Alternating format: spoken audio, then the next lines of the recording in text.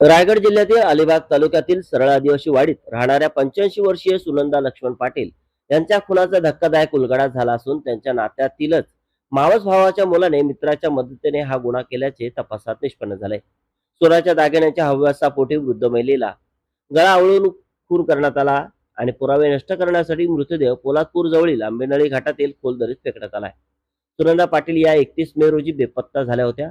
त्या एकट्याच राहत असल्याने त्यांच्या मुलाने 2 जून रोजी मांडवा सागरी पोलीस ठाण्यात बेपत्ता असल्याची तक्रार दाखल केली होती। तपासादरम्यान गावातील काही नागरिकांनी त्या 2 व्यक्तींसोबत रिक्षातून जाताना पाहिले पोलिसांना सांगितले।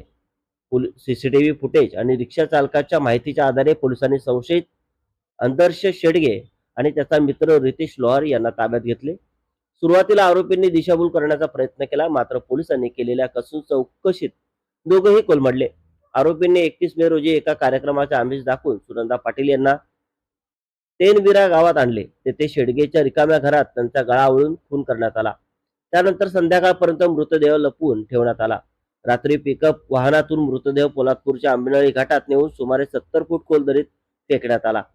आरोपींच्या कबुली जबाबानंतर पोलिसांनी शोध आणि बचाव पथकाच्या मदतीने दरीतून मृतदेह बाहेर काढलाय।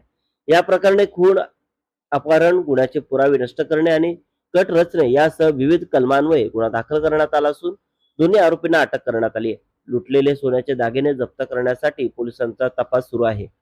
या घटनेमुळे रायगड जिल्ह्यात खळबळ उडाली असून रक्ताच्या नात्यातील व्यक्तीनेच वृद्ध महिलेचा जीव घेतल्याने हळहळ व्यक्त होत आहे। सोन्याच्या काही ग्रॅम दागिन्यांसाठी करण्यात आलेल्या या निर्घृण हत्येने नातेसंबंधावरील विश्वासाला तडा गेलाय।